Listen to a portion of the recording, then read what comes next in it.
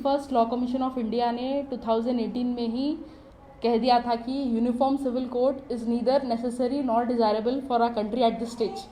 10 साल तक उसके ऊपर कोई डिस्कशन नहीं होना चाहिए।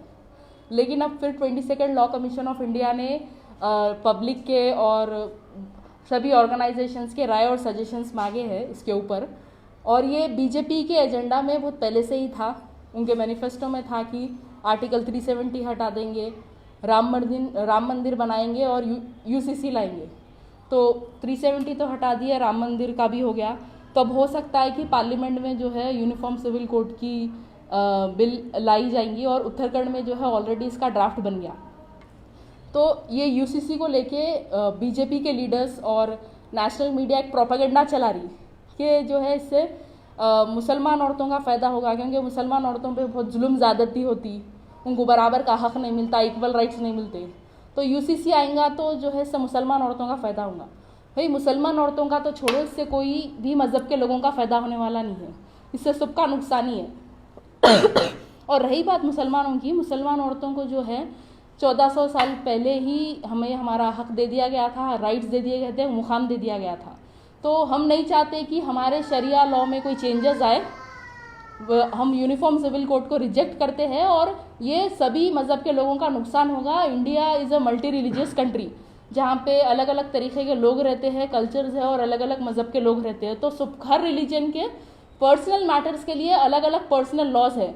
अब जैसा हिंदूज़ में जो है हिंदू मैरिज एक्ट है, हिंदू सक्सेशन एक्ट है, Hindu minority and guardianship act है और प्रॉपर्टी डिस्पोजिशन एक्ट है हिंदू, तो वो सब चले जाएंगे। और उनको जो हिंदू अनडिवाइडेड फैमिलीज़ को जो टैक्स रिबेट मिलता है वो भी ख़त्म हो जाएगा अगर यूनिफॉर्म सिविल कोड लाएंगे तो।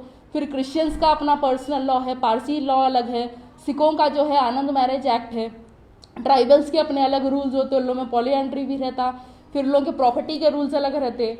तो ये सब हटा के एक यूनिफॉर्म सिविल कोड लाने का कोई मतलब ही नहीं है। कानून लाना है तो कोई ऐसा कानून लाना है जिससे सबका फ़ायदा हो रहा, कोई बेमतलब का कानून लाने का कोई मतलब ही नहीं है। तो हम जो है इसकी मुखालिफत करते हैं और असदुद्दीन ओवैसी साहब की सरपरस्ती में जो है मजलिस की जानिब से और मुस्लिम पर्सनल लॉ बोर्ड की जानिब से जो है हमारे चीफ मिनिस्टर केसीआर साहब से भी उन लोगों ने मुलाकात की थी। तो केसीआर हमारे चीफ मिनिस्टर केसीआर सर ने भी ये कह दिया है कि वो इसको अपोज करेंगे। और कल औरंगाबाद में भी जो है असद साहब ने सभी रिलीजियस ऑर्गेनाइजेशंस को बुला के इसके ऊपर कॉन्फ्रेंस की है। तो हम सबको चाहिए कि हम इसकी मुखालिफत करें, अपने अपने राय और सजेशंस जो है 15 जुलाई तक ज़रूर दें। देखते हैं आप क्या क्या चीज़ें इसमें इन्वॉल्व होते हैं, क्या क्या चीज़ें कट होने का डर है। ये चीज़ का अंदाज़ा देखिए हम उत्तराखंड के ड्राफ्ट से ला सकते हैं। जैसा कि बोल रहे वो इद्दत हटा देंगे और इद्दत पीरियड हटा देंगे और डिवोर्स ग्राउंड जो है सबके सेम रहेंगे। तो देखिए अब वो लोग बोल रहे कि मुसलमान औरतों का इससे ये फ़ायदा होगा कि जो है 50% प्रॉपर्टी दी जाएंगी। शरिया के हिसाब से 25% प्रॉपर्टी जो है औरतों को देना है। भाई हमारे पास 25% इसलिए है क्योंकि इस्लाम में पूरे फाइनेंशियल बर्डन जो है वो पूरा मर्दों पर है, पूरा मेल्स पर है। घर के एक्सपेंसेस के खर्चे, फाइनेंशियल खर्चों की जिम्मेदारी पूरी जो है बाप की रहती, बेटे की रहती, भाई की रहती। औरत को कोई एक्सपेंसेस का जो है उनके ऊपर रेस्पॉन्सिबिलिटी नहीं है। शादी के बाद भी एक बीवी के खर्चे उसका शौहर उठाता, औरत के ऊपर कोई एक्सपेंसेस की जिम्मेदारी नहीं है। अगर एक औरत कमाना चाहिए तो वो कमा भी सकती, लेकिन वो पैसे वो अपने आप पे खर्चा करो या घर पे खर्चा करो वो उसकी मर्जी है। और जब निकाह होता तो हमारे पास जो है डाउरी देना नहीं है, जहेज देना नहीं है, उल्टा मेहर लेते, वलीमा जो है बच्चे की जिम्मेदारी रहती। तो ये पूरे फाइनेंशियल बर्डन्स जो है मर्दों पर है। ख़वातीन पे इस्लाम में फाइनेंशियल बर्डन्स नहीं है। तो अल्हम्दुलिल्लाह अपन वी आर फेवर्ड ईयर। उल्टा जो है ये तो हमारे लिए अच्छी बात है कि हमारे ऊपर कोई फाइनेंशियल बर्डन नहीं है। इसलिए जो है हमारे पर शरिया लॉ के हिसाब से 25% शेयर है। दूसरा ये जो बोल रहे कि मैरिज एज 21 कर देंगे सभी के लिए, बच्चों के लिए, बच्ची के लिए, ताकि जो है एजुकेशन भी कंप्लीट हो जाता। ठीक है, वे एजुकेशन कंप्लीट हो जाता, अच्छी बात है। लेकिन देखिए शरिया लॉ के हिसाब से जो 15 साल के बाद कोई भी लड़का या लड़की का निकाह हो सकता है वो उनकी मर्जी के ऊपर है ना। इस्लाम में जो है कोई ज़बरदस्ती से निकाह करना नहीं है। कोई भी बच्ची जो है अपनी मर्जी से, इस्लाम में right to choose your own partner भी है, right to own a property, right to own a business. तो आप अपनी मर्जी से निकाह कर सकते हैं। अगर उसकी खिलाफ जाके शादी करें तो जो है वो निकाह इनवैलिड होता। और राइट टू एजुकेशन भी आप पढ़ना चाहे तो पढ़ सकते हैं। तो we already have rights, right to divorce है थ्रू खुला, राइट टू मेंटेनेंस है टिल इद्दत पीरियड। और पॉलीगमी का जो बोल रहे हैं, पॉलीगमी की अगर हम बात करें तो इंडिया में सिर्फ मुस्लिम मर्दों को जो है इजाज़त है 4 शादियाँ करने की, बाकी कोई रिलीजन में नहीं है। उसके बावजूद भी क्रिश्चियंस में सबसे ज़्यादा जो है पॉलीगमी प्रैक्टिस होती है, 2.1%। क्रिश्चियंस में 2.1% पॉलीगमी प्रैक्टिस होती है, हिंदूज़ में 1.3% है, दूसरे रिलीजन्स में 1.6% है, और सबसे ज़्यादा नॉर्थ ईस्ट में देखी जाती है ट्राइबल्स में, जैसा कि मेघालय, सिक्किम, अरुणाचल प्रदेश, मिजोरम, वहाँ पे सबसे ज़्यादा है। जबकि दूसरे रिलीजन्स में पॉलीगमी प्रैक्टिस करे तो it is a punishable offence under section 494 and 495 of IPC। Muslims में तो ये अलाउड है, उसके बाद भी वी हैव ओनली 1.9% पॉलीगमी के केसेस है। और 4 शादियाँ करना अलाउड है, कंपलसरी नहीं है। तो कोई 10 मर्दों के, कोई 10 आदमियों का नाम ले लेंगे जिसके 4 शादियाँ हुए, कोई दिखा नहीं सकते कि कोई 10 या 5 लोगों को भी नहीं दिखा सकते कि इनके 4 शादियाँ हुए। तो it is common in all religions, जबकि पनिशेबल ऑफेंस है तो सिर्फ मुस्लिम्स में नहीं है, मुस्लिम्स का रेट भी बहुत कम है। थोड़ी अपोज कर रही है, ट्राइबल्स भी तो अपोज कर रहे हैं, दूसरे ऑर्गेनाइजेशंस के भी तो लोग आए, क्रिश्चियंस भी आए, सिख्स भी आए।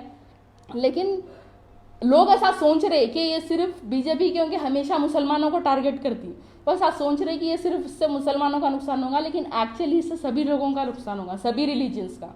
ट्राइबल्स का होगा, सबसे ज़्यादा हिंदूज का होगा। कुछ अच्छाई भी हो सकता है, कुछ अच्छाई भी हो इसमें। जैसे कि एक पुराने शहर में एक जमात है, एक ग्रुप है जो चल रहा है, जो बता रहे हैं कि अगर ये UCC अगर लागू हुआ तो काफ़ी अच्छा हो जाएगा, क्योंकि जिस तरीके से रातों में जागना है और जिना है, शराब है, ये चीज़ों को बैन किया जाएगा। ऐसा आप उसको कैसा देखते हैं? कौन बोले भाई ये कि जो है शराब बैन हो जाएगा, जिना बैन हो जाएगा, रातों में जागना बैन हो जाएगा। उन्होंने बेचारे, पहली बात तो UCC का ड्राफ्ट आया नहीं, लेकिन फिर भी जो है मुत्तरगंज के ड्राफ्ट से अंदाज़ा लगा सकते।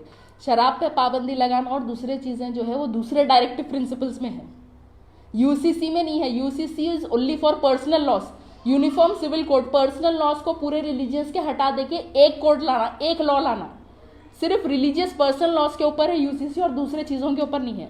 जो शराब पे पाबंदी लगाना बोले, जो हैदराबाद के कोई लोग बोले बेचारे, शायद उन्होंने पढ़े नहीं, ये सब चीज़ें दूसरे डायरेक्टिव प्रिंसिपल्स में है। और जैसा मैं अभी बोल रही थी कि कानून लाए तो कोई अच्छा कानून लाओ।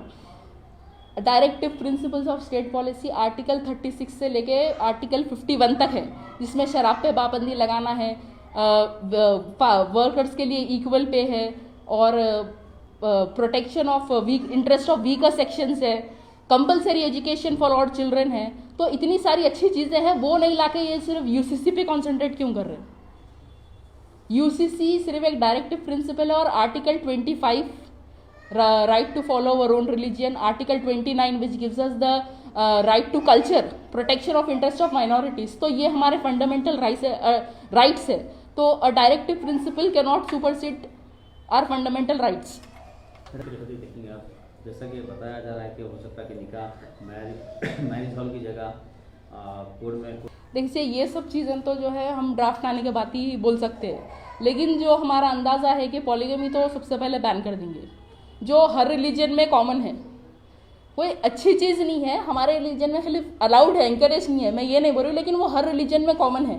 तो निकाह के बारे में तो हम सिर्फ ये बोल सकते हैं कि रजिस्ट्रेशन ऑफ मैरिजेस कंपलसरी कर देंगे और पॉलीगमी जो है बैन कर देंगे। और डिवोर्स ग्राउंड्स जो है वो सभी के लिए सेम रहेंगे, तलाक एक तरीके का रहेगा। भाई औरतों को भी जो है तलाक लेने का मिलेगा, मर्दों को भी मिलेगा। भाई हमारे रिलीजन में तो एक तरीका बता दिए, खुला के थ्रू जो है औरतें तलाक ले सकते। तो फिर हमको ये हमारा शरिया लॉ है, ये हमको हमारा इस्लाम 1400 साल पहले बता दिया, तो अब हम हुकूमत के बनाए हुए कानून को क्यों फॉलो करेंगे? हमारे को तरीका शरिया में, हमारे कुरान में, हमारे नबी ने सब सिखा दिया, ऑलरेडी बता दिए। And we are happy. मुसलमान औरतों का जो है इस्लाम में बहुत बड़ा मुकाम है, बराबर का जो है हमको हक मिला, अच्छे राइट्स दिए गए, हम उसमें खुश है। जो 1400 साल से हम जो फॉलो करते आ रहे वही फॉलो करेंगे ना। और दूसरे भी रिलीजियंस हैं, उनके भी अपने अपने कायदे कानून हैं, वो उनके भी तो पर्सनल लॉज है। तो सबको सबका करने दिए तो ये चीज़ बेहतर रहेंगी ना। इसमें जो है सबके आप पर्सनल लॉज ख़त्म कर दे कि एक लॉ लाने का कोई मतलब है ही नहीं इसमें। तो सीधी सीधी बात है, आप करेंगे जी। और सभी से भी मेरी ये गुजारिश है कि आप लोग भी उसकी मुखालिफत करें और अपने अपने राय और सजेशन ज़रूर 15 जुलाई तक जो पूछे वो लोग दीजिए।